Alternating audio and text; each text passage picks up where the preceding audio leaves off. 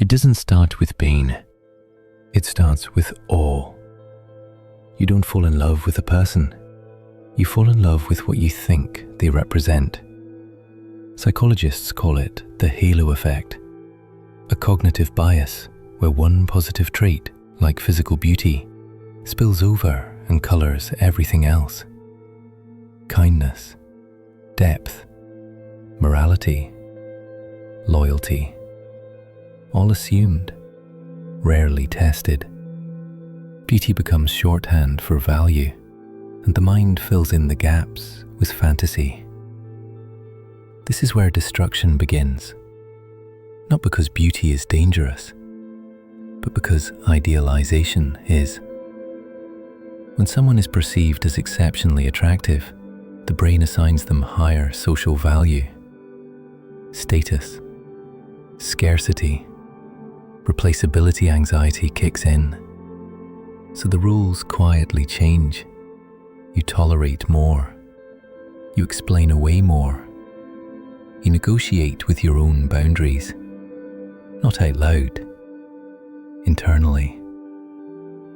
Picture this. A man meets a woman who seems luminous, not just visually, but symbolically. She represents a rival, proof, validation. Being chosen by her feels like being chosen by life. So he adapts. He replies faster, cancels plans, softens opinions, lowers standards he once defended without effort. He calls it love, but psychologically, it's self-abandonment disguised as devotion. The more he gives, the more invested he becomes. The more invested he becomes, the more afraid he is to lose her. And fear is never attractive, only useful.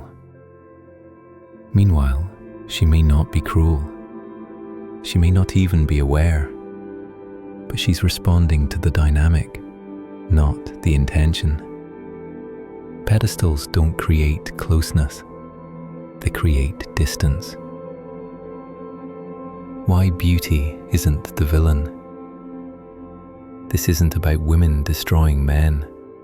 It's about what happens when beauty is mistaken for authority. The real damage occurs when one person becomes the prize and the other becomes the applicant. When love turns into performance. When approval replaces connection. At that point, attraction flips. What once felt magnetic begins to feel heavy.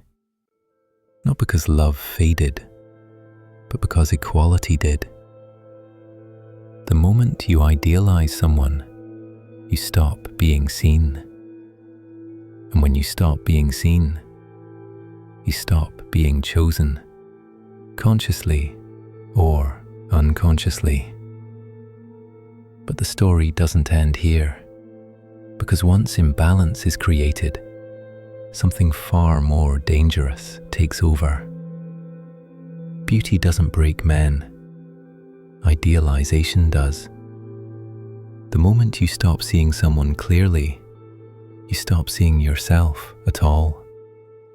And love can't survive where self-respect quietly disappears.